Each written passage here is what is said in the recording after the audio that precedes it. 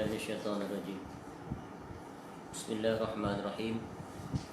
السلام عليكم ورحمة الله وبركاته.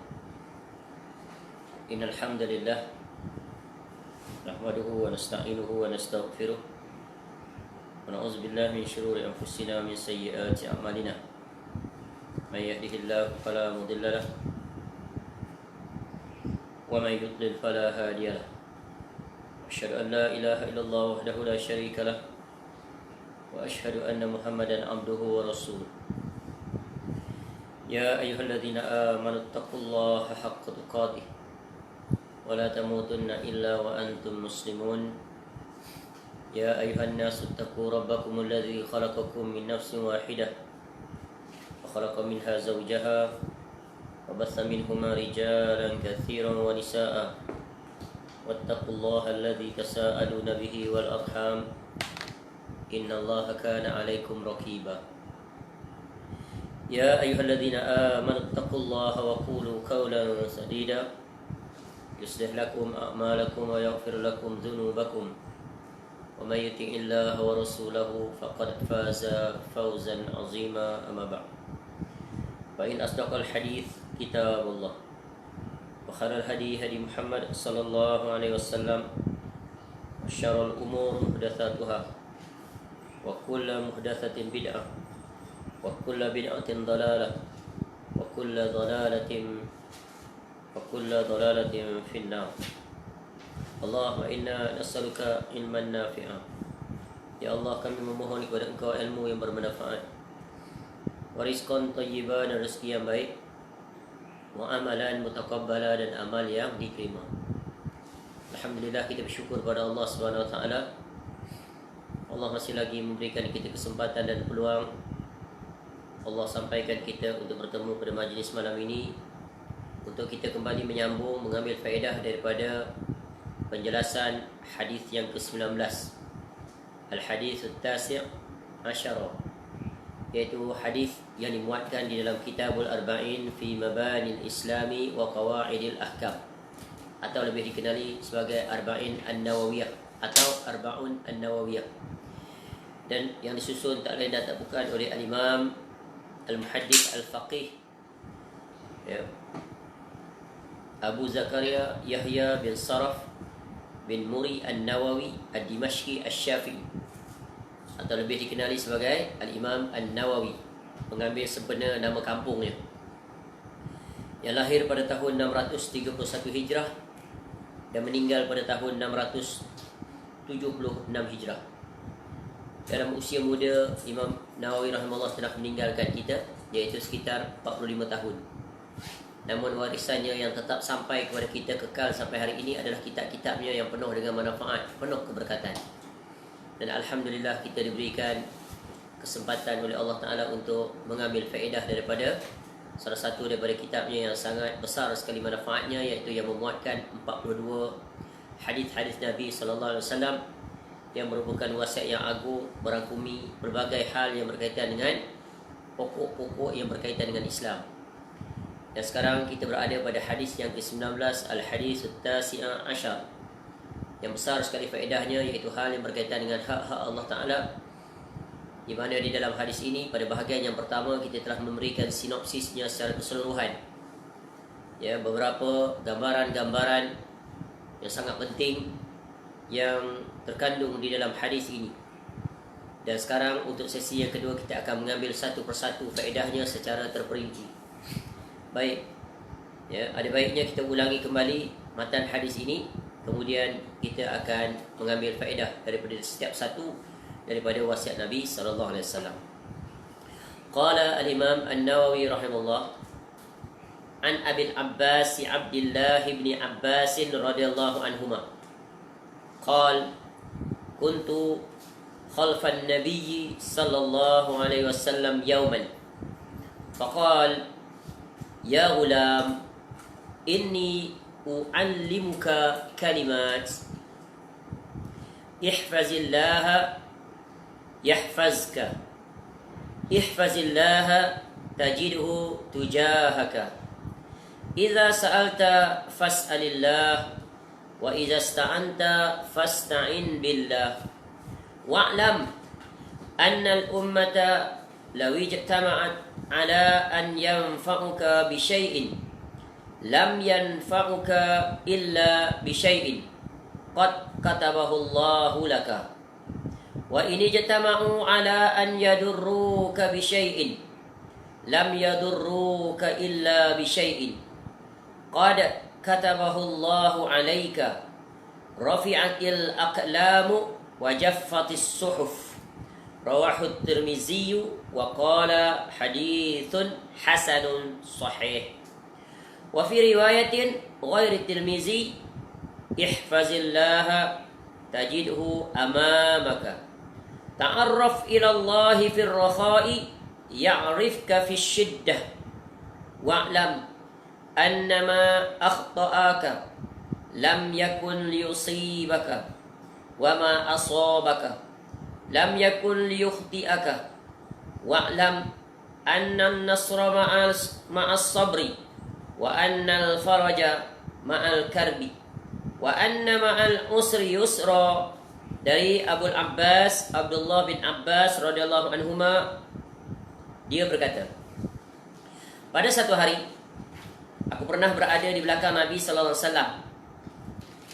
Kemudian Rasulullah SAW bersabda, wahai anak kecil, wahai budak, bahasa kampung, sebab kecil lagi, belum balik, aku akan mengajarkan engkau beberapa kalimat, untayan-untayan kalimah. Yang pertama, jagalah Allah. Niscaya Dia, yakni Allah, akan menjaga engkau. Yang kedua, jagalah Allah. Niscaya engkau akan mendapati Dia, yakni Allah, di hadapan kamu. Yang ketiga, jika engkau meminta, maka mintalah kepada Allah. Yang keempat, jika engkau meminta pertolongan pula, mintalah tolong kepada Allah. Yang kelima, ketahuilah, seandainya semua umat berkumpul untuk memberikan engkau suatu manfaat, maka mereka tidak akan dapat memberikan engkau manfaat kecuali dari apa yang telah Allah tetapkan untuk diri engkau. Yang keenam, seandainya mereka berkumpul pula untuk membahayakan engkau, niscaya mereka tidak akan dapat membahayakan engkau kecuali dari apa yang telah Allah tetapkan atas diri engkau. Yang ketujuh, pena telah diangkat, yakni tulisan, dan lembaran-lembaran telah kering. Hadis riwayat Al-Imam At-Tirmizi rahimahullah dalam Sunan At-Tirmizi, dan beliau rahimahullah berkata hadis ini adalah hasan sahih. Ini istilah khusus yang dipakai oleh Al-Imam At-Tirmizi. Jadi barang siapa yang mempelajari tentang uslub, metodologi, istilah-istilah yang dipakai, maka mereka akan mengetahui apa makna hasan sahih sekaligus. Biasanya hadis itu disebut hadis hasan atau hadis sahih, tapi Imam At-Tirmizi rahimahullah menggunakan dua terminologi sekaligus, hasan sahih. Untuk mengetahuinya, maka rujuklah dalam penjelasan yang berkaitan dengan istilah-istilah yang dipakai oleh Imam At-Tirmizi rahimahullah di dalam kitabnya Sunan At-Tirmizi. Dalam riwayat lain selain daripada At-Tirmizi rahimahullah, maknanya daripada ulama hadis lain, seperti apa hadis ini juga diriwayatkan di dalam kitab, iaitu yang ditulis oleh Ibnu Sunni dalam Amalul Yaum wa Lailah, hadis nombor 425. Begitu juga oleh Al-Imam Abu Ya'la dalam Musnadnya, hadis nombor 2549. Begitu juga Al-Imam Ahmad rahimahullah dalam kitabnya Musnad, dan beberapa lagi ulama hadis. Ada riwayat lain yang semakna dengan hadis ini, iaitu jagalah Allah, pasti engkau akan mendapatkannya di hadapan engkau. Ingatlah Allah di waktu senang, pasti Allah Ta'ala akan mengingati engkau di waktu susah. Ini benda baru, tapi maksudnya sama. Jagalah Allah, Allah akan jaga kamu. Jaga ketika susah, ketika senang. Jadi hadis ini memberikan penjelasan. Bila digabungkan kedua hadis ini, nampak makna daripada hadis yang pertama diriwayatkan oleh Al-Imam At-Tirmizi rahimahullah, dan selain daripada Al-Imam At-Tirmizi rahimahullah. Ketahuilah bahawa apa yang semestinya tidak menimpa engkau tidak akan menimpa engkau, dan apa yang mesti menimpa engkau tidak akan terhindar dari engkau. Ini sama maksud dia, cuma dalam bentuk kalimat yang berbeza, tapi maksud sama. Ketahuilah bahawa sesungguhnya kemenangan itu bersama kesabaran. Ini tambahan faedah daripada hadis riwayat Al-Imam At-Tirmizi rahimahullah. Maknanya ini adalah yang ke-8. Sesungguhnya kemenangan itu bersama kesabaran. bahawa bersama musibah ada kelapangan. Ini faedah yang ke-9. Ya. Dan sesungguhnya bersama kesulitan ada kemudahan. Faedah yang ke-10. Jadi hadis ini menggabungkan kedua-duanya, maka ada 10 faedah. Sungguh besar sekali, mencakupi seluruhnya. Barang siapa yang tercakup padanya 10 perkara ini di dalam kehidupannya, maka sungguh dia telah mendapat jaminan Allah, iaitu mendapat jaminan penjagaan daripada Allah Subhanahu Wa Taala. Baik, sekarang kita akan lihat satu persatu. Pada sesi yang pertama, kita telah beri gambaran secara global. Ya. Kesimpulan-kesimpulan penting. Baik, sekarang kita lihat iaitu wasiat Nabi sallallahu alaihi wasallam yang pertama, iaitu ihfazillah yahfazka. Jagalah Allah, Allah akan menjaga engkau. Ya. Jadi di sini apa makna jagalah Allah? Ya, hadis ini sebenarnya literally sama seperti hadis sebelum ni. Ya, hadis yang berkaitan dengan nasihat, ad-dinnu nasihah. Liman? Ya Rasulullah. Qal, ya, iaitu ya, untuk siapa? Lillahi wa li kitabihi wa li rasulihi wa li a'immatil muslimin wa ammatihim. Nasihat untuk Allah yang pertama. Ya. Agama adalah nasihat. Yang pertama, nasihat untuk Allah. Allah Ta'ala itu tidak memerlukan nasihat kita. Maksudnya nasihat itu adalah sama dengan di sini. Allah Ta'ala tidak perlu dijaga. Ya, jagalah Allah di sini secara literalnya, bukan yang dihendaki secara literal, tapi adalah penjelasannya. Jadi para ulama menjelaskan kepada kita, ihfazillah, jagalah Allah, iaitu apa dia? Iaitu menjaga hak-hak Allah Ta'ala ke atas hamba. Ya, hamba wajib tunaikan hak-hak Allah Ta'ala. Apakah dia hak Allah Ta'ala? Hak Allah Ta'ala yang wajib dilaksanakan oleh seorang hamba, iaitu Allah Ta'ala dia ditaati, bukan dimaksiati. Dia dipatuhi, bukan diingkari. Dia diibadahi, ya, bukan ya sebalik daripada itu. Jadi kesimpulannya adalah jagalah Allah Ta'ala itu adalah, iaitu sebagai seorang hamba, hendaklah dia menunaikan hak Allah Ta'ala. Apakah hak Allah Ta'ala yang paling utama? Iaitu hak Allah Ta'ala adalah tauhid. Ya, tauhid dan beribadah. Tersimpul padanya dalam hadis sebelum ini, iaitu ittaqillaha haitsuma kunta wa atbi'is sayyi'atal hasanata tamhuha wa khaliqin nasa bi khuluqin hasan. Iaitu hadis yang sebelum ni berapa kewajipan dalam hadis itu? 3. Iaitu hak hamba terhadap Allah, iaitu menegakkan ubudiyah. Iaitu apa? Takwa. Takwa ini adalah kesimpulan yang merangkumi keseluruhan. Ya, kalimah yang ringkas, satu kalimah tapi mencakupi di dalamnya seluruh kewajipan seorang hamba terhadap Rabb-nya. Ya, adapun perinciannya, maka Al-Quran kadang-kadang mewakilkan istilah perkataan takwa itu dalam ayat yang beriringan, berpasangan, sering kita akan temui. Yaitu apa dia? Yaitu iman dan amal soleh. Jadi bila disebut iman dan amal soleh itu adalah penjabaran, perincian, penjelasan terhadap kalimatut taqwa. Jadi takwa itu adalah iman dan amal soleh. Iman itu adalah mewakili tauhid. Amal soleh itu mewakili taat. Nanti kita akan temui ke depan nanti, iaitu hadis tentang istiqamah. Ya, hadis istiqamah itu adalah sama juga di sini. Jadi cuba lihat. Kita sering sebut, untuk mengingatkan, sering kita ulang bahawa hadis-hadis Nabi SAW yang diletakkan oleh Al-Imam An-Nawawi rahimahullah ini saling kait mengait, saling jelas menjelaskan. Ya, interlink, interrelated, closely related, tak terpisahkan. Ya, sebagaimana kita sebut scattered puzzle. So what we have to do, we have to put it together. Jadi bila kita jelaskan satu hadis, kita akan cuba kaitkan dengan hadis-hadis yang berkaitan dengannya. Sungguh hadis Nabi SAW ini, yang ucapan Nabi SAW nak menjelaskan, nak beri faham kepada kita dalam pelbagai cara, corak ungkapan lisan Nabi SAW. Sebab itu Nabi SAW dikenali sebagai pemilik Jawami'ul Kalim. Jelas, ringkas, padat, syarat makna mencakupi.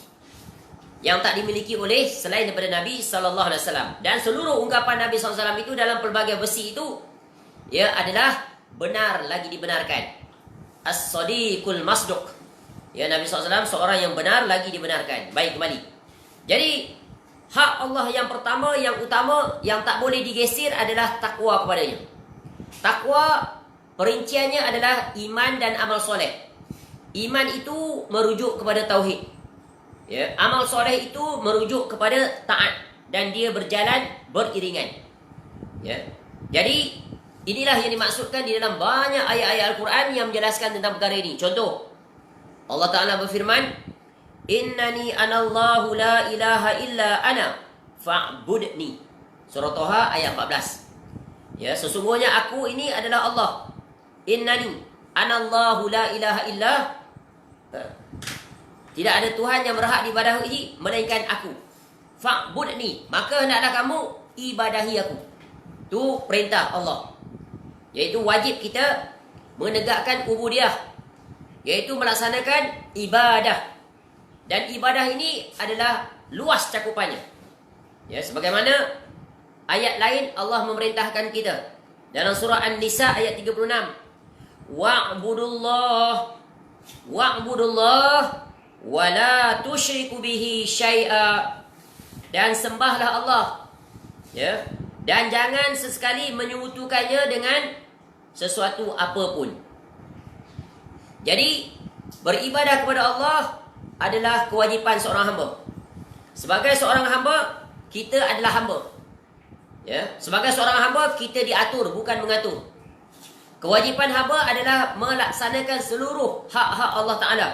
Itulah dinamakan bentuk penjagaan terhadap Allah Ta'ala dengan melaksanakan apa saja perintah Allah. Jadi sebagai seorang hamba, kewajipan kita adalah ikut perintah dalam keadaan apa saja. Ya, dalam semua keadaan.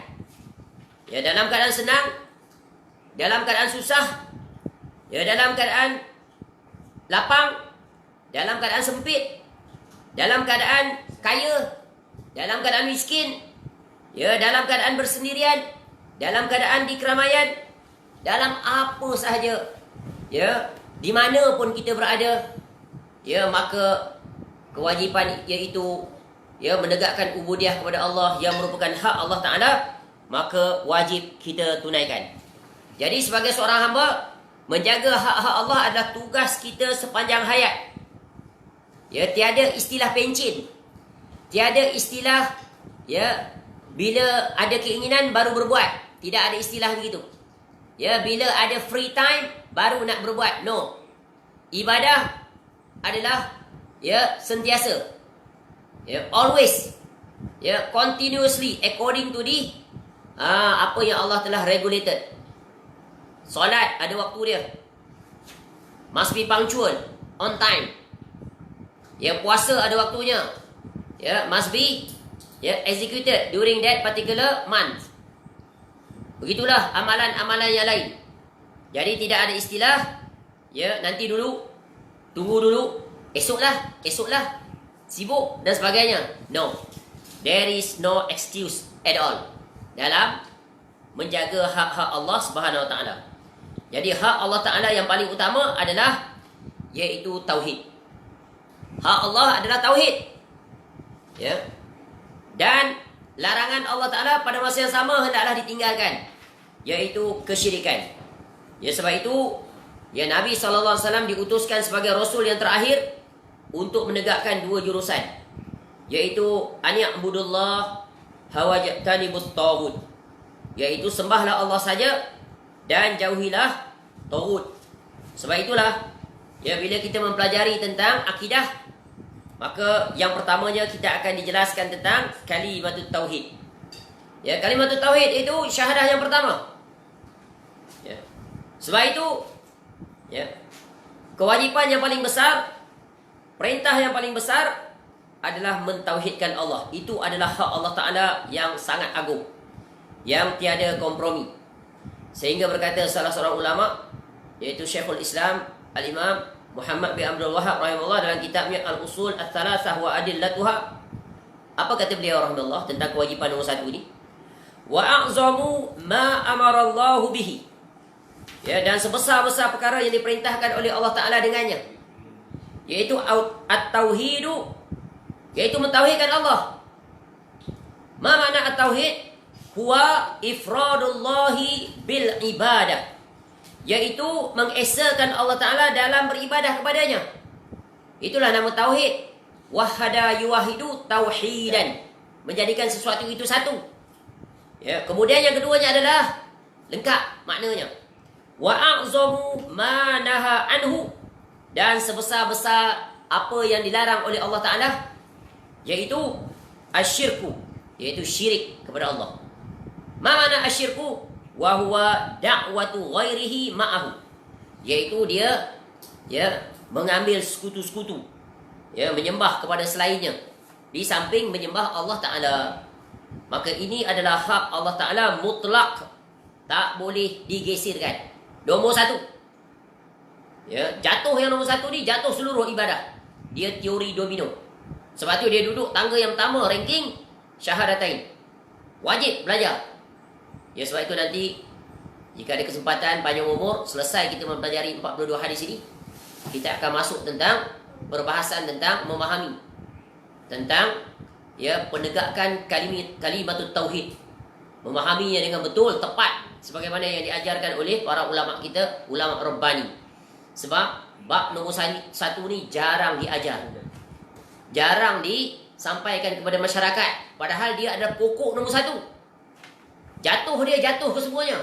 Walaupun solatnya sempurna 5 waktu tanpa gagal, walaupun puasanya setiap tahun ditambah dengan puasa sunat tanpa gagal, zakat tanpa gagal, haji tanpa gagal, ditambah lagi dengan umrah, begitu amalan-amalan lain, tapi pokok nombor 1 tumbang, akar, ibarat akar yang reput, pokok, dahan, buah tak akan dapat berdiri lama, akhirnya tumbang. Sebab itu wajib mempelajari tentang yaitu at-tauhid, yang lawannya adalah asyirku. Baik, jadi ini adalah perintah yang pertama, dan perintah itulah yang kita diperintahkan untuk menjaga hak Allah. Sebab itu Allah jadikan kita jin dan manusia untuk apa? Yaitu wama khalaqatul jinna wal insa illa liya'budun. Illa liya'budun tu makna illa yuwahidun. Dan tidaklah kami ciptakan jin dan manusia itu melainkan supaya mereka itu apa? Beribadah kepadaku. Beribadah tu apa maknanya? Yaitu at-tauhid. Beribadah kalau tidak disertakan dengan tauhid, yaitu mardudun, tertolak, tak diterima. Faja'alnahu haba'an mansura. Kami jadikan dia seperti debu-debu yang berterbangan. Sebab itu syarat untuk ibadah diterima di sisi Allah adalah tauhid. Diterjemahkan dalam bentuk al-ikhlas fil qalb, amalan hati, ikhlas. Tidak ada langsung sebarang debu-debu kesyirikan. Tidak ada langsung sebarang debu-debu riak, sum'ah, ujub, dan berbagai lagi. Semuanya eliminate, take it out. Berkilat hati itu bersih dengan keikhlasan, tulus daripada hati yang paling dalam. Jadi ibadah adalah suatu perkara yang sangat luas cakupannya. Walaupun dia luas cakupannya, tapi jelas dijelaskan oleh Allah Ta'ala di dalam Quran, di dalam hadis. Ma makna ibadah? Profesor? Al-ibadah huwa ismun jami'un li kulli ma yuhibbuhu wa yardahu min al-aqwali wal af'ali wal badiyatu waz zahiratu. Sabir nama ingat? Awal ismun jami'un li kulli ma yuhibbuhu kulli ma yuhibbuhu Allah wa yardahu min al-aqwali wal af'ali adh-dhahiratu wal batinah. Baik. Jadi al-ibadah maksudnya secara umum, nanti akan datang perincian, adalah ismun jami'un, satu nama yang mencakupi. Mencakupi apa? Likulli, apa-apa saja. Likulli ma yuhibbuhu Allahu wa yarda, apa saja yang Allah cintai, sukai, dan apa saja yang Allah redha. Dua syarat ni. Ibadah itu, iaitu Allah redha, Allah cinta. Maknanya ini semua datang daripada siapa? Perintah daripada Allah. Bukan suka kita je nak buat. Definisinya mendapat kecintaan dan mendapat keredaan daripada Allah. Sebab Allah Ta'ala saja yang berhak menggezetkan amal ibadah. Kemudian dari jurusan mana datangnya? Iaitu minal aqwal wal af'al. Daripada perkataan dan perbuatan. Perkataan hati, perkataan lisan dan perbuatan. Az-zahiratu wal batinah. Yang zahir dan yang batin. Kemudian berkata Imam Ibnu Katsir rahimahullah, berkata Syekh Muhammad bin Abdul Wahhab rahimahullah di dalam kitab Al-Usul Ats-Tsalatsah yang sama, wa anwa'ul ibadati. Ini perincian ibadah tu apa dia? Allati amarallahu biha mislul Islam wal iman wal ihsan.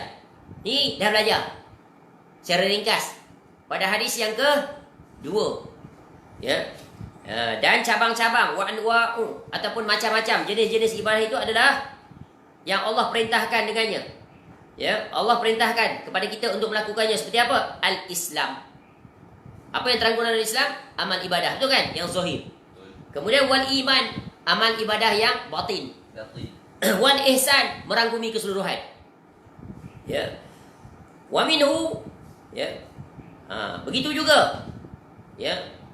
Cabang daripada itu. Ad-du'a, doa. Nanti kita akan lihat. Bahagian penggalan seterusnya, iaitu wa iza sa'alta fas'alillah. Wal khauf, takut pada Allah. War raja, berharap. Wa tawakkul, tawakkul.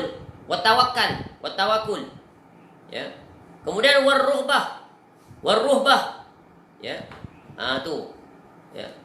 Tawakal, rohbah, yakni cinta, rohbah cemas, wal khusyuk, wal khosyah. Ini ada berbeza-beza ni.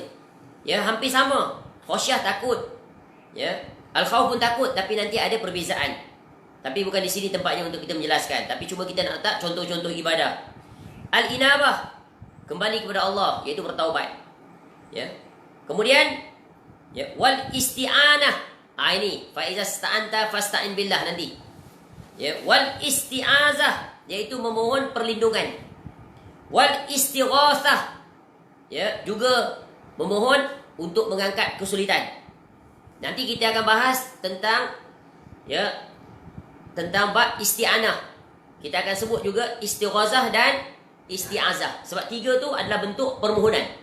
Cuma spesifik. Satu ini takhasusnya di sini, ini takhasusnya khususnya di sini. Kemudian wazabh, iaitu korban, sembelihan. Wan nazar, bernazar adalah ibadah. Wa ghairu zalika min anwa'il ibadah allati amara Allah biha kullaha. Dan macam-macam lagi lah ibadah lainnya yang Allah perintahkan keseluruhannya untuk kita melaksanakannya. Inilah semuanya adalah hak-hak Allah Subhanahu wa taala. Iaitulah dengan melaksanakan perkara ini kesemuanya, maka kita telah menjaga Allah Subhanahu wa taala dengan menunaikan perintahnya. Perintah berbentuk berbuat dan perintah berbentuk meninggalkan. At-tarku, dia meninggalkan. Jadi ini semua adalah ibadah. Dan satu peringatan penting hal yang berkaitan dengan ibadah, faman sarafa minha syai'an, barang siapa yang memalingkan salah satu daripada ibadah-ibadah tadi dan yang semisal dengannya, li ghairillah, selain daripada Allah, fahuwa, maka dia musyrikun kafirun.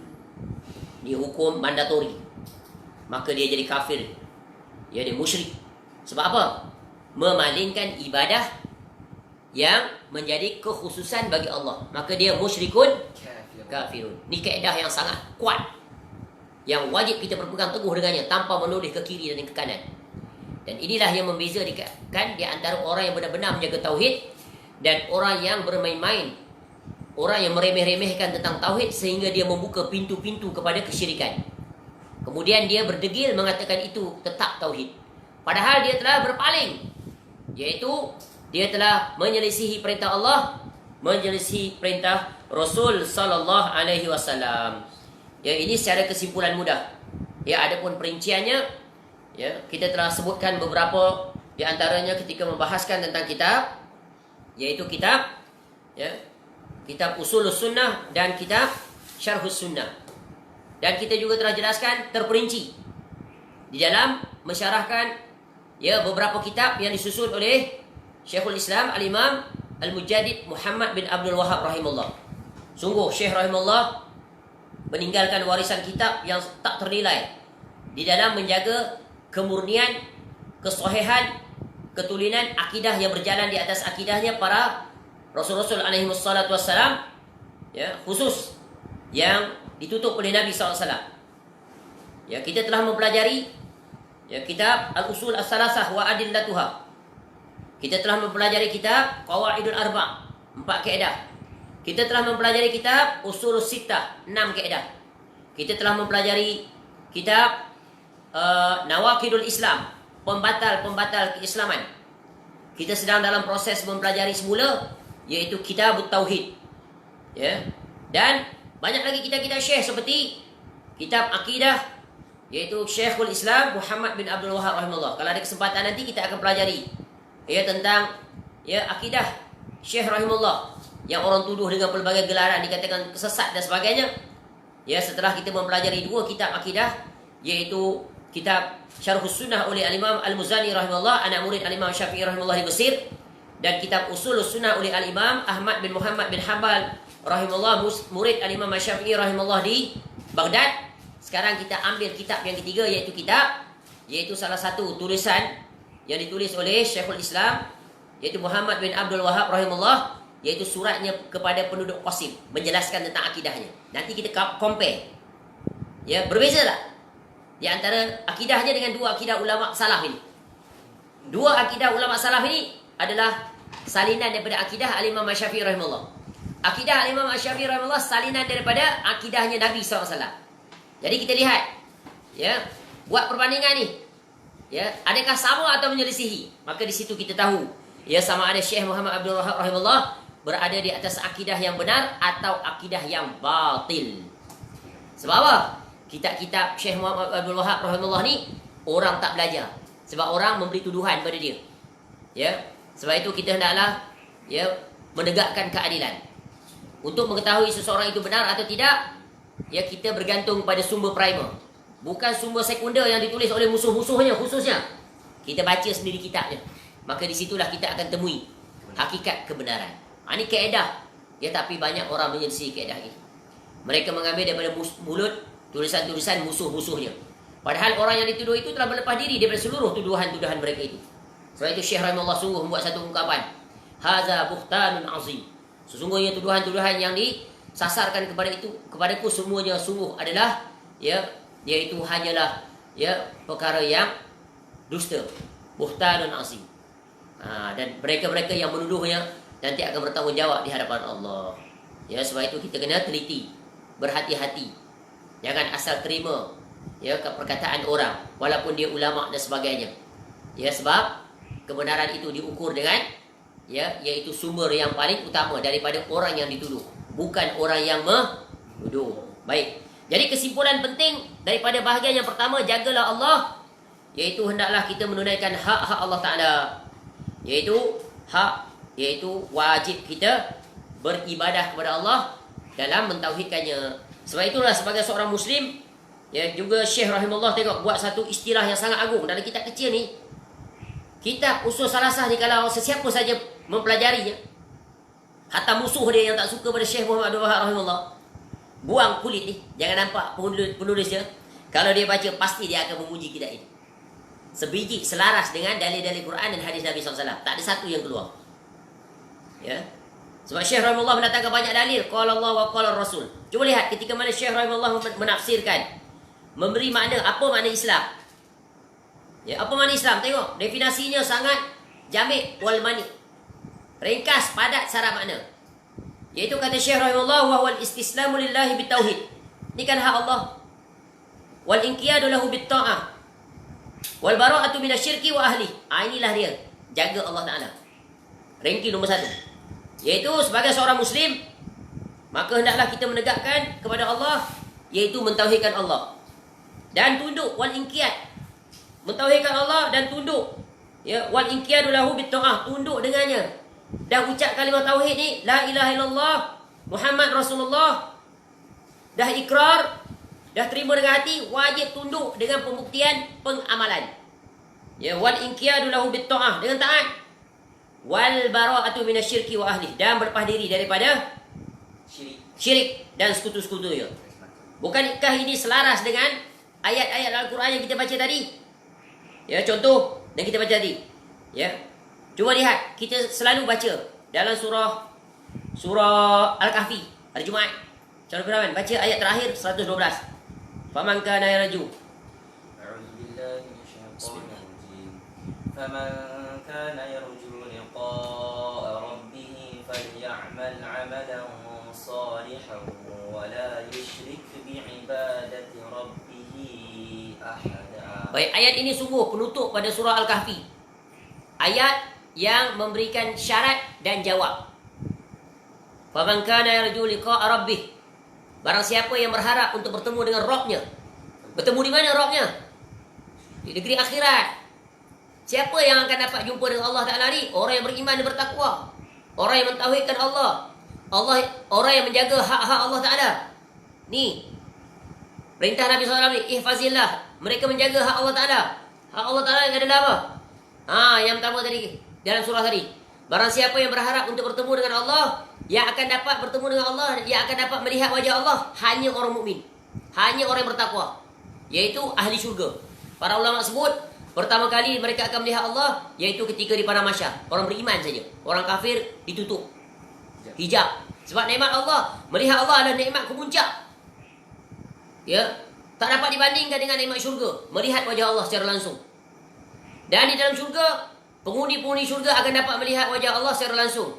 Dan disebut az-ziyadah, tambahan. Tambahan apa? Kemuncaknya adalah melihat Allah Ta'ala. Nikmat tak? Nikmat. Di dunia, dengan iman kita yakin Allah itu, Allah adalah Rabb yang wujud.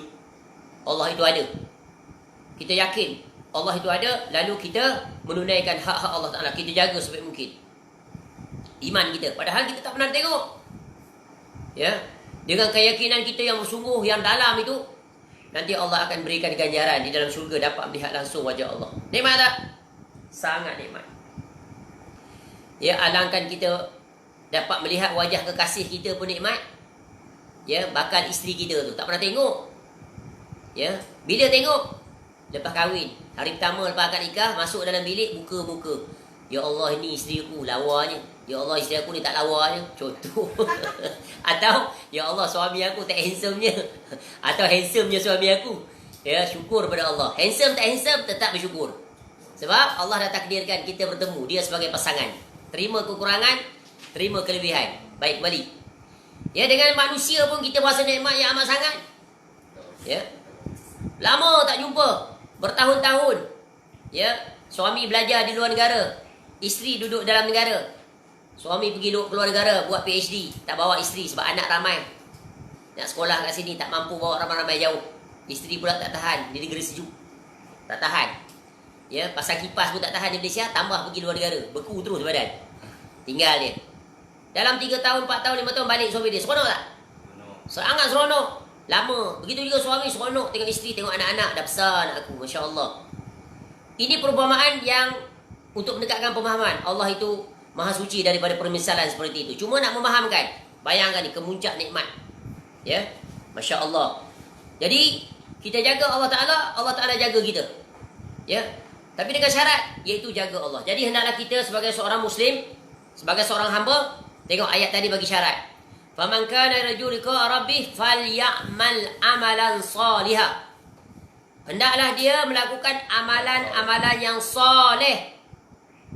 Ya. Kemudian wala yusyrik bi ibadati rabbih ahada. Bukan. Betul.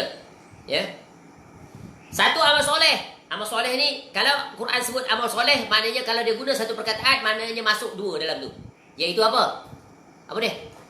Tauhid, iman dan amal soleh sekali. Tu kaedah. Ya, macam kita jumpa perkataan Islam, iman kita dah sebut kan? Bila dia bersatu, dia bercerai. Bila dia bercerai, dia bersatu. Tu kaedah, kena ingat. Jadi, penting. Kena mengetahui kaedah-kaedah ketika kita mentadaburi ayat Quran. Kena belajar dulu yang itu. Bukan baca terjemahan tu faham tak? Ada kaedah-kaedah dia. Macam hadis ni. Kalau kita baca secara literal, ihfazillah, jagalah Allah. Allah kena jaga ke? Maksudnya bukan begitu baca kita. Ad-dinun nasihat, liman? Ya, lillahi, untuk Allah. Allah perlu nasihat. Kita tengok penjelasan. Ya, jadi ada kes-kes tertentu kita perlu bimbingan. Ya, memahami Al-Quran, memahami hadis perlu bimbingan. Ya, bimbingan bagaimana? Tak boleh kita baca kitab, kita faham sendiri. Kecuali kita ada basic, ada asas. Kita telah belajar ilmu-ilmu alat. Contoh nak faham Quran, sekurang-kurangnya kita telah pernah belajar ilmu mustalah pula. Ilmu ulumul Quran. Jadi kita tahu cabang-cabang dia. Ya. Ketika kita mempelajari hadis, at least kita ada ilmu basic tentang mustalah hadis. Disebut hadis sahih, tak tahu apa dia. Ya, ya, akhbarana, haddasani. Dia apa benda? Tu. Hadis lagi rumit. Lagi banyak istilah dia. Ya, jadi macam tadi Imam Tirmizi kata hadis ni hasan sahih. Apa ada hasan dan sahih? Hasan-hasan sajalah. Hasan darjatnya di bawah sahih. Tapi kenapa ada gabungan? Kena faham. Jadi sebab itu kena belajar. Jadi banyak tak kewajipan kita? Banyak tanggungjawab kita? Banyak. Ini boleh santai habis masa pergi kayu basikal sampai satu hari suntuk. Dia belajar. Dapat pahala. Masya Allah. Kembali. Kat mana tadi? Tu. Hendaklah dia falyamal amalan salihah. Betul? Wala yusyrik bi'ibadati rabbi ahada. Jangan sekali-kali dia melakukan syirik, ya, kepada Allah dengan sesuatu apa pun. Tak boleh. There is no compromise on tauhid. There is no compromise on akidah. Ya. Mesti tetap tegar. Tapi macam mana kita nak menjamin kita dapat menjaga hak Allah Ta'ala ini? Iaitu dengan tetap benar istiqamah di atas tauhid. Tak ada jalan lain. Melainkan kita kena ikut perintah Allah. Allah terangkan pada kita, fa'lam annahu la ilaha illallah. Maka wajib hendaklah kamu ketahui tentang kalimah ni, la ilaha illallah. Supaya dengan mengetahuinya selamat kita. Banyak orang memahami kalimah la ilaha illallah dengan cara yang salah. Yang dia pulun nak berzikir 70,000 kali, selamat dia dari akhirat, terbebas daripada neraka. Bukan begitu pemahamannya. Itu pemahaman yang batil. Pemahaman yang benar adalah belajar tentang 5 perkara yang telah kita sebut sebelum ni. Ingat lagi tak? Kita belajar rukun Islam 5 perkara. Setiap satu. Apa makna dia? Solat, makna solat? Fil lughah wal istilah. Ya. Kemudian, apa syarat solat? Apa rukun solat? Apa pembatal solat? Apa natijah solat? 5 ni.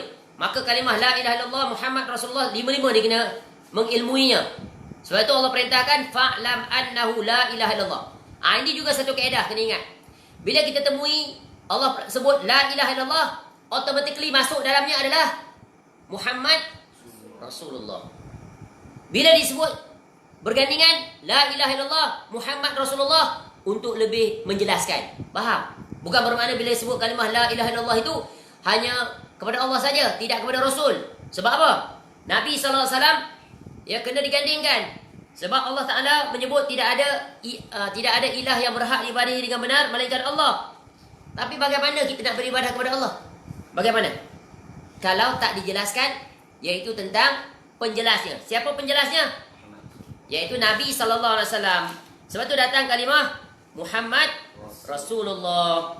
Tu. Ma makna Muhammad ya Rasulullah? Bahkan di dalam setengah riwayat disebut iaitu ya asyhadu an la ilaha illallah wa asyhadu anna Muhammadan abduhu wa rasuluh. Tu lebih tegas, lebih jelas, lebih luas. Ya tidak ada sebarang keraguan lagi untuk memahaminya. Kemudian ulama terangkan satu-satu. Abduhu tu ma makna abduhu? Hak. Tadi kita tunaikan hak Allah. Ya bila disebut sini jagalah Allah, maknanya jagalah Allah, jaga Nabi SAW sekali. Hak dia. Sebab Nabi SAW menjelaskan. Maka kita boleh perincikan kalimah la ilaha illallah satu bahagian. Dalam 5 perkara tadi. Kemudian tentang Nabi SAW 5 bahagian.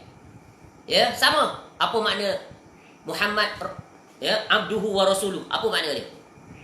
Ya, kemudian apa rukun dia? Apa syarat-syarat dia? Apa pembatal dia? Apa natijahnya? Ya, apa natijah dia kalau kita betul faham tentang kalimah Muhammad abduhu wa rasuluh? Apa dia? Apa natijah dia? Kalau kita menunaikan tadi tentang kalimah la ilaha illallah, natijahnya apa? Tauhid kita bersih. Tauhid kita mantap. Tok. Ya. Tu dia apa maksimal, kemuncak lah. Ya. Tak ada langsung keraguan lagi daripada Allah. Dengan itu kita akan dipermudahkan oleh Allah untuk menjaga hak Allah Ta'ala. Sebab dia jelas. Bila tauhid benar apa jadi? Bila tauhid benar, dia menjadi seorang yang benar-benar ya hamba kepada Allah. Ya, makrifatnya adalah kemuncak makrifat. Kemudian bila dia benar menunaikan tadi perkara-perkara yang berkaitan dengan Nabi SAW, dari segi maknanya dia faham. Contoh, dia faham abduhu wa rasuluh. Ma mana abduhu? Ya, abdun la yu'bad. Nabi SAW seorang hamba, maka tak boleh diibadahi. Jangan hulu, jangan melampau. Apa contoh diibadahi?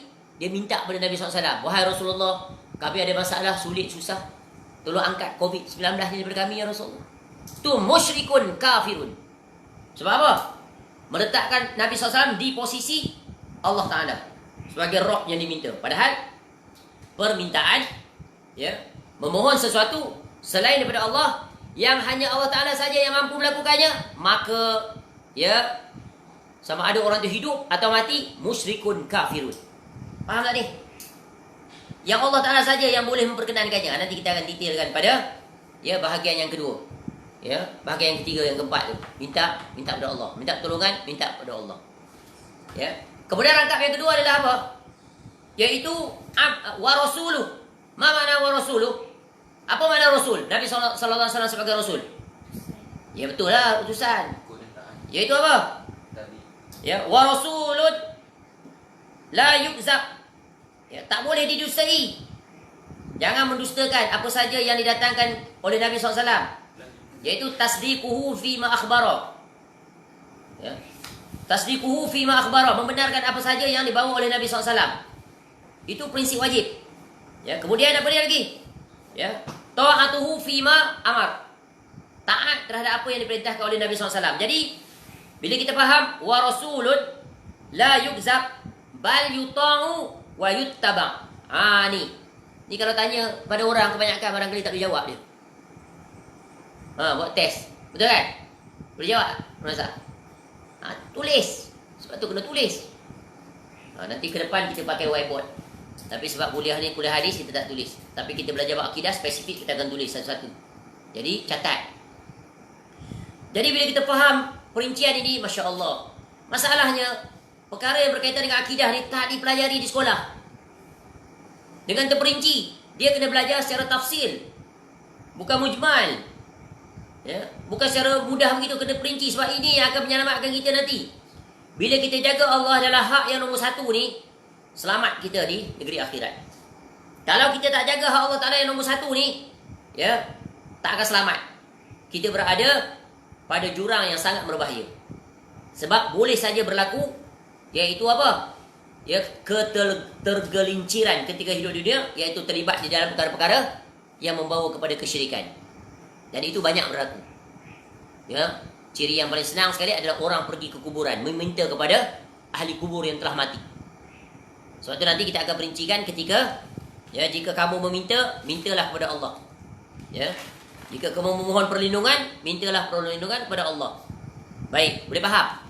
Jadi ini, ya, perintah Allah nombor satu selama-lamanya, yaitu mentauhidkan Allah dalam beribadah kepadanya, ya, dan melakukan amal-amal yang soleh. Dan amal ini cakupannya sangat luas, kita telah sebut. Baik, itu perkara yang pertama, yaitu menjaga Allah, yaitu menunaikan hak hamba terhadap Allah. Ya, yaitu, ya, sebagaimana dalam hadis lain disebutkan, ya, satu hari pernah ditanya, Nabi SAW tanya siapa? Yaitu Mu'az bin Jabal radhiyallahu anhu. Nabi SAW tanya, ya, apa soalan Nabi SAW kepada Mu'az? Ya Mu'az, atadri ma haqqullahi 'alal ibad? Ya, wahai Mu'az, kamu tahu tak? Ya, apa hak, ya, seorang hamba kepada Allah? Lalu Mu'az radhiyallahu anhu jawab, wallahu a'lam, wallahu wa rasuluhu a'lam. Ya, tak tahu dia. Ya, sebab apa? Belum belajar. Nabi SAW belum ajar. Lalu jawab dengan penuh keikhlasan, hanya Allah dan Rasulnya lah yang mengetahui. Lalu kata Nabi SAW, iaitu, Ya, haqqullahi 'alal ibad ay ya'buduhu wa la yusyriku bihi syai'a. Itulah dia hak Allah terhadap hamba, iaitu hamba wajib iaitu ya beribadah kepadanya dan tidak sekali-sekali mensyirikkan Allah dengan sesuatu apapun. Wadih? Jelas? Itu adalah ya kalimat yang pertama, jagalah Allah. Yang kedua, sebagai balasannya, ni syarat dan jawab. Ya, syarat yang pertama, syarat dia adalah ihfazillah, perintah, jagalah Allah. Apa akibat dia? Yahfazka, Allah akan menjaga engkau. Ni nikmat yang sangat agung. Ya, kita jaga hak-hak Allah Ta'ala, Allah akan jaga kita. Apa lagi yang kita inginkan ketika kita hidup di dunia dan juga di negeri akhirat, melainkan kita mendapat penjagaan daripada Allah Subhanahu Wa Ta'ala. Ya, tak terbanding dengan penjagaan ibu bapa kita terhadap kita, ataupun orang ramai menjaga kita, tak akan terbanding. Kerana yang menjaga kita adalah Rabb kita, iaitu Allah Subhanahu Wa Ta'ala. Jadi para ulama menyebutkan yahfazka ini Allah menjaga engkau dari dua jurusan. Yang pertama, menjaga diri engkau dari urusan dunia. Ya, Allah jaga kita dari sudut jurusan dunia. Segala urusan kehidupan kita, hal ehwal yang berkaitan dengan perkara-perkara dunia. Ya, kehidupan kita seharian, Allah jaga kita. Ya, daripada sebarang kesulitan, kepayahan, penyakit, musibah, COVID-19, Allah jaga. Selamat kita. Ya, sampai ke hari ini sihat lagi kita. Syukur ya Allah, Engkau menjagaku daripada musibah-musibah itu. Ya, sedangkan ramai orang yang terkenanya sampai membawa maut. Bahkan di kalangan para ulama pun Allah takdirkan kena juga mereka. Jadi ini semuanya telah ditetapkan oleh Allah Subhanahu Wa Taala. Ya. Jadi dalam urusan dunia ni banyak Allah jaga kita. Dulu kita adalah orang-orang kampung, anak-anak kampung. Cuba lihat, kita dulu kecil-kecil, berjalan berkaki ayam, masuk dalam hutan. Ya, Allah jaga kita, tak ada rimau datang terkam kita. Padahal hutan tebal. Rimau ada, gajah ada, ular ada. Selamat kita. Ya, ketika kita tidur di dalam hutan, tidur atas baringan, di tengah hari tiba-tiba lalu kobra lalu. Tepi je badan kita. Tersedar nampak. Kaku tak boleh bergerak. Ya, bukan main lagi waktu tu berdoa kepada Allah. Nak lari tak boleh. Kalau lari kena. Ya, selamat, Allah jaga kita. Panjat pokok tinggi-tinggi. Dulu kecil-kecil, pakar panjat pokok. Tarzan. Tu nikmat di kampung. Ada kayu-kayu, akar kayu tu main Tarzan. Lompat-lompat terputus. Akar tu jatuh. Terkena tiang pula pokok jatuh. Tak mati, panjang pokok. Panjang pokok tinggi. Ujung pandai meringankan badan. Memang Tarzan. Original punya Tarzan. Pandai meringankan diri, duduk pucuk-pucuk ujung.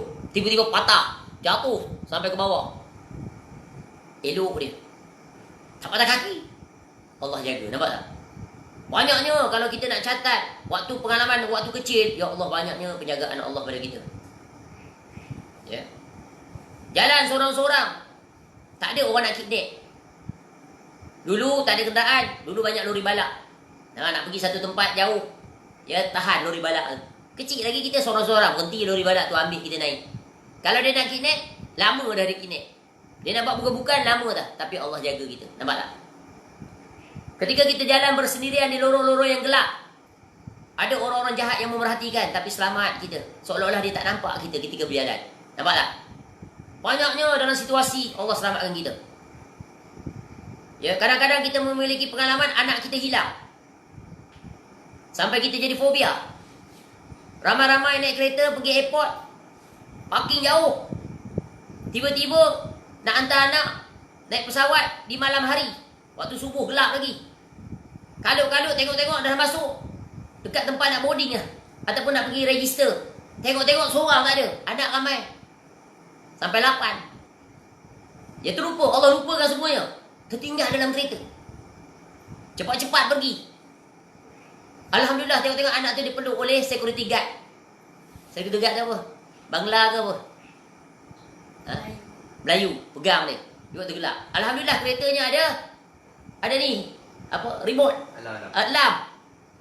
Dia pandai pula, dia keluar sendiri-sendiri dia. Bunyi. Datang security guard peluk dia. Kalau tidak, hilang dah anak tu. Allah jaga. Ya. Kadang-kadang bawa anak pergi pasar raya.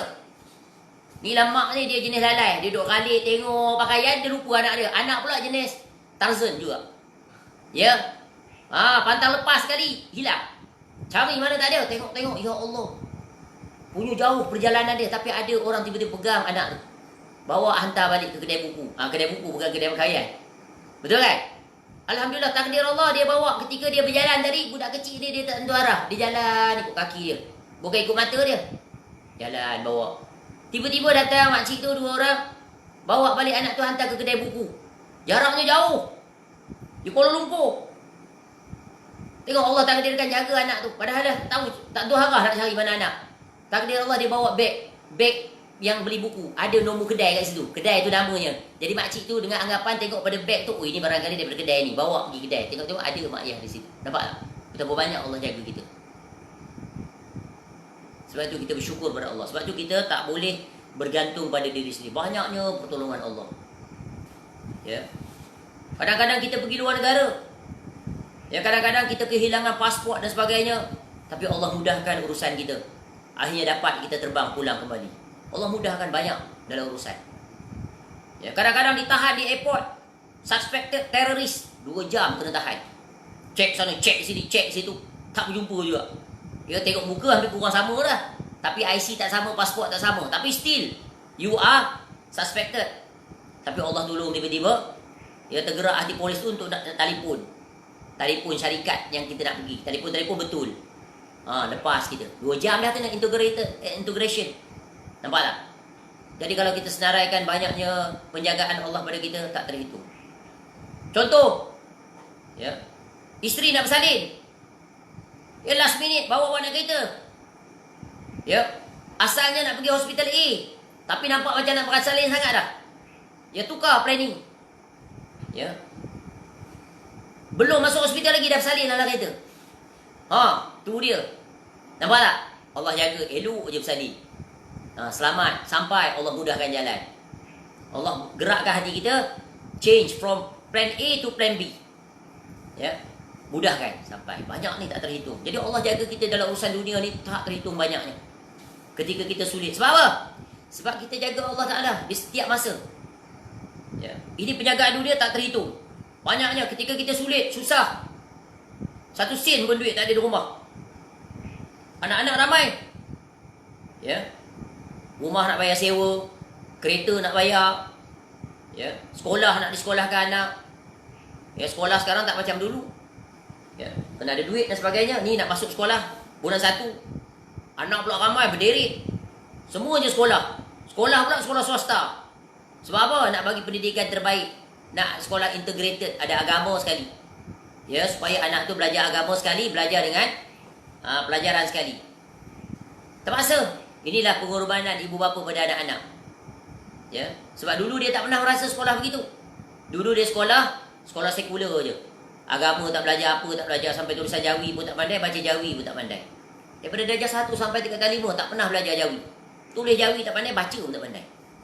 Tapi Alhamdulillah pandai baca Quran. Sebab maknya pandai baca Quran. Ajar anaknya. Walaupun buta huruf. Nampak tak? Jadi bila menyedari itu, bila anak-anak tadi yang membesar dalam keadaan begitu, maka dia tak mahu perkara yang sama berlaku. Dia didik anak-anak dia sejak kecil. Beri pendidikan terbaik. Pastikan anak satu hari nanti faham bahasa Arab. Baca Quran, dia faham. Tak perlu bergantung. Sebagai mak ayah dia menghadapi kesulitan yang amat sangat. Dah berumur puluhan tahun, masih lagi tak faham bahasa Arab. Ya, sebab apa? Sebab dulu, ya, keterbatasan, ya, keuangan, keterbatasan, ya, pemikiran orang tua. Mereka hidup sulit, susah, terpaksa membesarkan anak-anak. Tapi Alhamdulillah, Allah lontarkan hidayah pada anak-anaknya supaya mencari sendiri. Tak pernah menyalahkan ibu bapa sebab mengetahui keadaan ibu bapa begitu. Tapi bila sampai zaman kita menjadi ibu bapa, maka kita jangan ulang perkara yang sama. Pastikan anak diberikan pendidikan nombor 1, agama. Biar kita berhabis duit beribu pun tak apa. Ya, yang penting agama diajar. Bukan hanya ilmunya, tapi amalnya. Berjalan seiringan. Didik anak sejak kecil mendirikan solat. Sebab ini adalah menjaga Allah. Dan pasti Allah akan jaga. Sebab itulah, orang-orang yang menjaga hak Allah, Allah jaga dia dalam segala urusan. Dunia Allah jaga. Dia sulit, dia payah, Allah bagi jalan keluar dia. Tetapi penjagaan Allah yang paling besar adalah iaitu Allah jaga kita dalam urusan agama dan keimanan. Allah tetapkan kita di atas jalan yang benar. Sebab banyaknya jalan-jalan yang batil yang berkaitan dengan agama Islam. 73 jalan. Ya, semuanya ke neraka. Illa millatan wahidah. Kecuali satu aja. Jadi Allah pilih kita. Daripada 73 kelompok itu Allah letak kita satu. Ni. Dulu barangkali kita memiliki pengalaman berjalan untuk mencari agama. Islam dah. Tapi jiwa tak pernah tenteram. Masuk organisasi itu. Masuk jamaah tu. Masuk tarikat itu. Ya, masuk perkumpulan Islami itu. Masuk partai itu. Ya. Macam-macam dia pergi. Tapi jiwa tak pernah tenang. Sebab apa? Sebab dia sentiasa minta pada Allah. Ya Allah, jikalah apa yang aku ikut sekarang ini benar, betul selaras dengan apa yang ya Rasulmu sallallahu alaihi wasallam perintahkan, maka tetapkan aku di situ. Bila kita minta, Allah jawab. Nanti datang doa tadi. Ya. Akhirnya Allah buka satu-satu kebatilan. Nampak, oh batilnya di sini. Oh batilnya di sini. Akhirnya kita berjalan-jalan, maka akhirnya kita temui. Temui di mana? Maka kita bertemu dengan guru yang mengajar kita, iaitu agama yang benar. Ma ana alaihi wa ashabi, kata Nabi SAW. Aku dan para sahabat berjalan di atasnya. Berjalan di atas apa? Tauhid. Berjalan di atas apa? Sunnah. Berjalan di atas apa? Akidah yang benar. Berjalan di atas ibadah yang benar. Maka jiwa kita cenderung kukuh, tapak kaki kita di atas, iaitu jalannya manhaj para salafus soleh. Qala Allah wa qala Rasul ala fahmi salafil ummah. Dan bila kita berjalan di atas itu, kita rasa ketenangan, menikmati. Sebab apa? Apa saja yang kita buat, ini sandarannya. Apa yang kita buat, kita cross check yang dengan Nabi SAW, sama. Serupa. Dalam bab solat, sama. Dalam bab puasa, sama. Dalam bab berzikir, sama. Dalam bab berdoa, sama. Maka on the dot. Bila kita compare dengan 72 golongan tadi, semuanya cacat berdebar. Macam-macam benda yang bukan-bukan ada. Meremehkan, memudahkan, menukuk tambah, modify sana, modify sini. Ya, khurafat sana, khurafat sini. Membesarkan para wali, bukan dibesarkan Nabi SAW. Dia membesarkan tok guru dia, tok syekh dia. Apa buktinya? Oh, ini amalan daripada guru kita. Tu amalan daripada syekh kita. Tu amalan daripada kiai sekian. Tu amalan daripada habaib sekalian. Jadi, cara-cara itu Allah buka pada kita. Terang, nampak jelas. Ini adalah bukan kebenaran. Ya, kebenaran yang hakiki adalah daripada ucapan-ucapan qala Allah wa qala Rasul. Nampak tak? Jadi Allah jaga kita. Allah letakkan kita di posisi yang tepat. Terlepas daripada sebarang syubhat. Terlepas daripada kesyirikan. Terlepas daripada bergoromi dengan ahlul bidah. Tegar, kukuh di atas tauhid. Allah berikan kita kecintaan yang dalam untuk membuka Al-Quran. Mentadaburinya, word by word, right from beginning until end. Maka kita cinta pada Al-Quran. Kita tunaikan hak Al-Quran. Al-Quran bukan untuk keberkatan. Al-Quran bukan untuk orang mati. Tapi Al-Quran untuk orang hidup. Maka kita jadikan dia hidup dalam diri kita. Ya, sunnah Nabi SAW bukan hanya sempena-sempena. Acara-acara, ritual-ritual, tak. Sunnah Nabi SAW setiap saat berjalan dan hidup dalam diri kita. Kita dekatkan diri kita dengan mengambil faedah daripada hadis-hadis Nabi SAW. Kita utamakan hadis-hadis Nabi SAW melebihi kalam manusia. Kita buka Sahih Bukhari. Kita buka Sahih Muslim. Ya, kita buka. Dan kitab-kitab itu kita berusaha untuk memperolehinya. Dan kita belajar Arba'in An-Nawawiyah. Kita belajar Riyadhus Salihin. Kita belajar kitab Bulughul Maram, Umdatul Ahkam dan sebagainya. Yang semuanya mendatangkan qala Rasulullah sallallahu alaihi wasallam. Itu bukti kita menjaga hak Allah dan hak Rasul. Maka Allah jaga kita. Allah tetapkan kita. Ya, sebagaimana yang kita sering minta kepada Allah, ihdinas siratal mustaqim. Maka Allah lorongkan kita. Ya, kita tak berganjak. Ya, walaupun kita dikelilingi oleh pelbagai syubhat dan syahwat. Daripada pelbagai aliran dan kelompok yang cuba nak memalingkan kita daripada jalan yang telah Allah lorongkan. Jelas jalannya. Ya, tariqah al-wadih. Ya, ihdinas siratal mustaqim. Ya, kita tahu ihdinas siratal mustaqim itu yaitu Al-Quran was sunnah ala fahmi salaful ummah. Maka dengan itu kita berjalan di atasnya walaupun kita asing. Bahkan dipulaukan, diberi gelaran pelbagai. Jangan peduli apa yang orang kata. Ya, sebab hidup ini memang tak sunyi daripada orang mengata kita. Yang paling penting adalah pedulikan apa yang Allah Ta'ala dan Rasulnya kata sallallahu alaihi wasallam. Faham? Sebab itu orang yang berjalan di atas sunnah dia tak akan menoleh. Dia tak akan ikut cara apa yang dilakukan oleh orang ramai. Ya, contoh banyak amalan-amalan, tambahan-tambahan. Mereka datangkan pelbagai alasan yang syubhat. Apa salahnya? Ya, apa salahnya yang kerja dia? Ya, buat tahlilan hari 1, hari 3, hari 7, hari 9, nak tolong orang mati. Waktu hidup dia tak nak tolong diri dia sendiri.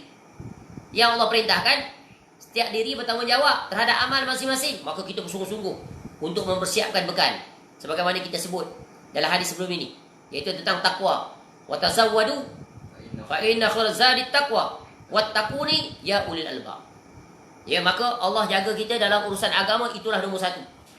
Ya, sebab itu bila ya keduanya sempurna, maka beruntunglah ya seorang hamba itu di sisi Allah. Kedua-dua penjagaan Allah ini dalam urusan dunia, dalam urusan agama ini tersimpul dalam ya ayat daripada surah Fussilat ayat 30 hingga 32. Sofi Rahman baca. Innal ladzina qalu rabbuna Allah. Sambung. A'udzu billahi minasy syaithanir rajim. Innal ladzina qalu rabbuna Allah summa istaqamu tatanazzalu 'alaihimul malaikatu ألا تخافوا ولا تحزنوا وأبشروا بالجنة التي كنتم توعدون نحن أولياؤكم في الحياة الدنيا وفي الآخرة ولكم فيها ما تشتهي أنفسكم ولكم فيها ما تدعون Nuzulan min ghafurir rahim. Cukup. Baik, cuba lihat ayat ini. Ayat ini memberikan kesimpulan terhadap gabungan dua perkara. Ihfazillah yahfazka. Yahfazka, Allah jaga dalam urusan dunia, Allah jaga dalam urusan akhirat. Direpresentasikan oleh ayat ini. Sungguh ayat ini sangat agung. Allah Ta'ala berfirman, sesungguhnya orang-orang yang berkata Rabb kami adalah Allah, Rabbuna Allah, summa istaqamu, kemudian mereka istiqamah, konsisten. Yang ini mereka teguh pendirian mereka di atas ikrar mereka itu Rabbunallah, iaitu mereka mengerjakan dua perkara sekaligus. Takwa, iaitu taat, iaitu tauhid dan taat.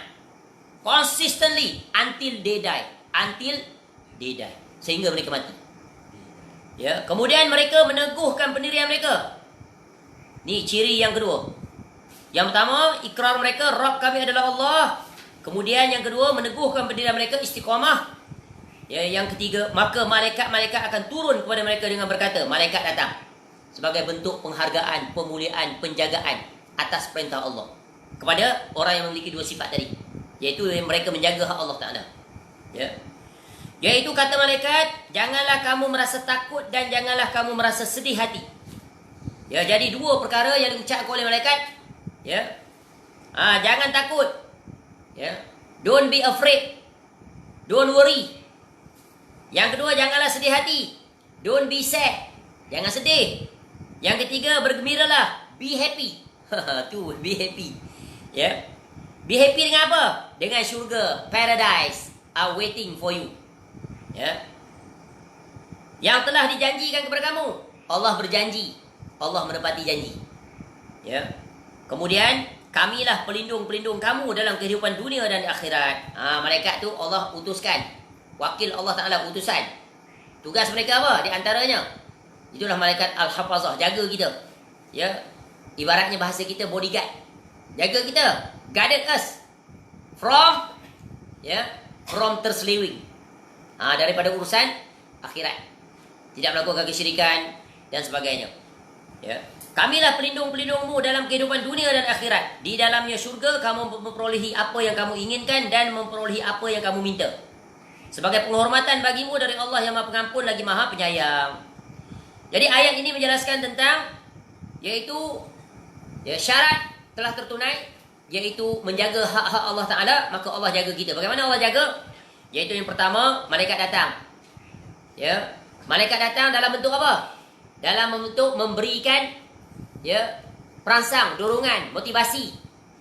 Ya. Advice kita. Yang pertama apa? Jangan takut, don't worry. Don't don't worry, jangan takut. Ya, jangan bimbang. Ya, jangan sedih. Don't be afraid tadi, jangan sedih. Jangan takut, jangan sedih. Ya, sebab apa? Kamu akan dapat syurga. Dan di dunia kami jaga kamu, dan di akhirat juga kami akan bantu jaga kamu. Berkata Al-Imam Ibn Katsir rahimahullah ketika menafsirkan ayat ini. Apa makna? Yaitu tatanazzalu alaihimul malaikah, yaitu para malaikat turun kepada mereka, yakni di saat kematian mereka. Ketika seseorang mukmin yang telah menunaikan hak tadi, menjaga hak Allah, mereka datang dan berkata, Allah takhafu, kepada seseorang yang berada di ambang kematian. Nazak, malaikat maut datang, malaikat ni pun datang. Ketika mereka mau nak cabut, malaikat yang datang ni kata apa? Jangan kamu takut. Don't be afraid. Ya. Takut sebab ketika kematian kita akan menghadapi ketakutan yang amat sangat. Sebab terbuka hijab, nampak malaikat datang. Dalam wajahnya tengok macam mana. Bengis atau dalam wajah yang ramah. Bengis kalau kita ahli maksiat, tak tunaikan hak Allah, tak jaga hak Allah. Tapi dalam wajah yang ramah kalau kita ahli tauhid, menjaga hak Allah. Allah jaga ketika itu. Ya, dipermudahkan urusan ketika sakratul maut. Ya. Wala tahzanu, dan janganlah kamu bersedih hati. Apa kata Ibnu Katsir rahimahullah? Yaitu dari perkara-perkara dunia yang telah kamu tinggalkan seperti anak-anak, keluarga, harta, agama. Ya, kerana sesungguhnya kami Allah akan menggantinya. Nampak tak? Tadi dia yang pertama adalah takut, sebab takut. Ketika nak mati takut, betul kan? Sebab tu orang semua takut mati. Takut mati. Kita fikir Allah datangkan sakit dan sebagainya. Ya Allah, nak mati dah aku ni. Rasa macam tak puas lagi hidup. Ya. Sayang lagi dengan kehidupan. Kemudian dia rasa sedih. Sebab apa? Kalau aku mati, siapa nak jaga anak-anak aku? Siapa nak jaga isteri? Isteri dah tak kerja. Dia tak ada pendapatan. Anak-anak ramai. Masih lagi perlukan saraan. Tak ada sesuatu pun yang bekerja. Masih belajar semua sekali. Duit simpanan ciput aja. Ya. Tinggal sikit dah duit simpanan. Kalau EPF pun barangkali dapat sekian-sekian. Contoh. Dia risau, dia sedih dia. Takut. Dia sedih. Ketika dia ambang, rohnya nak ditarik, dia teringat orang yang paling dekat dengan dia yang akan dia tinggalkan. Sedih dia. Ya Allah, siapalah nak jaga anak-anak aku ni. Jadi malaikat kata, don't worry. Jangan sedih. Sebab Allah pasti akan jaga kamu. Sebab itu dalam surah Al-Kahfi itu memberikan satu kaedah. Sebab itu kita kedua ibu bapa mesti menjadikan kita orang yang soleh dan solehah. Sebab ayah yang soleh, ibu yang solehah, Allah akan jaga anak-anak keturunannya. Allah pasti akan jaga. Seperti kisah tentang Nabi Khidir AS dan Nabi Musa AS. Kan anaknya terjaga sebab ayahnya soleh. Maka ada khazanah, harta yang ditinggalkan. Allah jaga. Jadi jangan risau. Sebab Allah dia yang memberikan rezeki. Ya, dia akan datangkan rezeki kepada anak-anak dan isteri yang ditinggalkan. Jangan ketika kematian seorang ayah sampai bunga lupa dia. Allah, siapalah nak jaga kita ni? Ya, suami dah tak ada, aku dah tak ada pekerjaan, anak banyak ni. Ya, hutang banyak keliling pinggang. Don't worry. Allah akan lakukan. Ya, sebagaimana janji Allah, iaitu Allah akan jaga. Barangkali Allah akan gerakkan hati-hati manusia untuk membantu mereka itu. Banyak jalan. Ya, Masya Allah. Kita lihat di lapangan betapa ramai orang yang meninggal suaminya, tiba-tiba dia lebih kaya. Dia berbanding ketika suaminya ada. Betul kan? Macam-macam dapat. Ya. Ataupun anak-anaknya lebih berdikari, bersungguh, belajar, berjaya akhirnya. Ya, merubah landscape kehidupan ahli keluarganya. Jadi Allah jaga.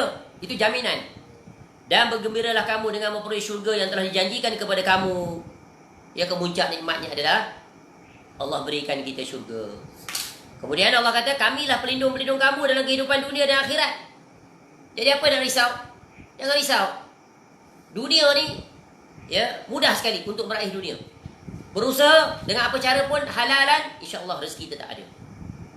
Ya, jangan risau. Allah pasti akan gerakkan hati manusia untuk membantu. Ya, tapi yang lebih utama adalah kita yang mati itu bagaimana kesudahan kita di alam barzakh. Ya. Kemudian nanti di negeri akhirat. Masya Allah, barang siapa yang jaga Allah, maka Allah pasti akan jaga dia dalam urusan dunia. Yang lebih utama yang kita inginkan, Allah jaga kita dalam urusan akhirat. Kita Allah jaga, iaitu orang yang kita tinggalkan pun Allah jaga. Jadi sebelum kita tutup, panjang sedikit. Ya, untuk bahagian pertama. Menarik beberapa kisah bagaimana Allah menjaga dalam urusan dunia. Ya, urusan agama itu memang tak terhitung banyaknya. Kita tengok sirah Nabi SAW, sirah para sahabat, begitu juga orang-orang yang soleh, bagaimana Allah menjaga mereka dalam urusan agama. Istiqomah mereka sehingga mereka bertemu dengan Allah. Kita ambil contoh urusan dunia. Ya, pernah salah seorang, yaitu ulama mazhab Syafi'i yang sangat terkenal, yaitu pengarang kitab, yaitu matan, yaitu Al-Ghayah wa Taqrib, ataupun lebih dikenali sebagai matan Abu Suja. Seorang ulama, ya, yaitu Al-Qadhi Shihabuddin Ahmad bin Husain Asy-Syafi'i. Ya, Al-Asfahani Asy-Syafi'i rahimahullah. Umur dia panjang.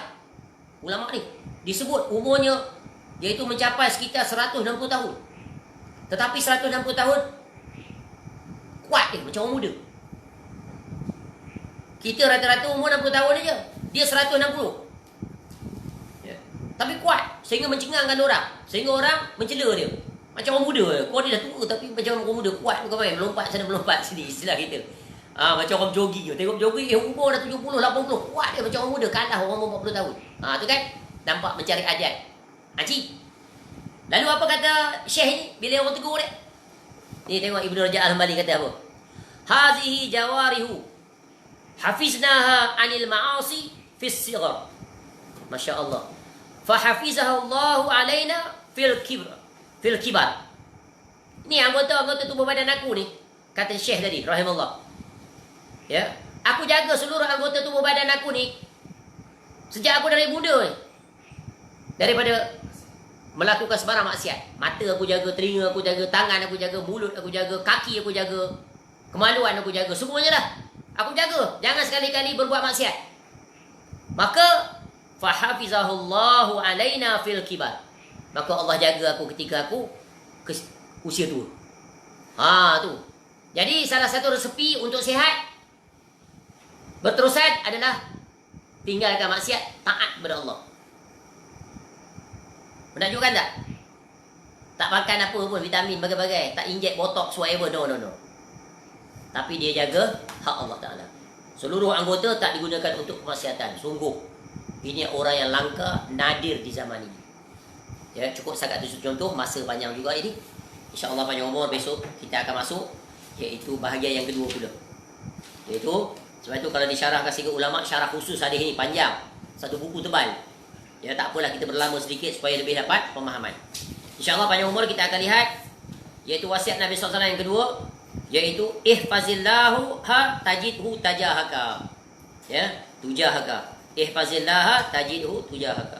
Jagalah Allah, kamu akan dapati Allah di depan kamu. Apa makna dia? Nanti akan datang penjelasannya. Wallahu alam. Mudah-mudahan bermanfaat. Mudah-mudahan Allah bukakan kita pintu pemahaman, dan yang lebih utamanya adalah pintu pelaksanaan dan istiqomah di atasnya, ya, sebagai menunaikan wasiat Nabi SAW yang agung ini, iaitu kita jaga Allah, Allah jaga kita. Istilah orang sekarang COVID, kita jaga kita. Kita jaga kita, bukan kita jaga kita.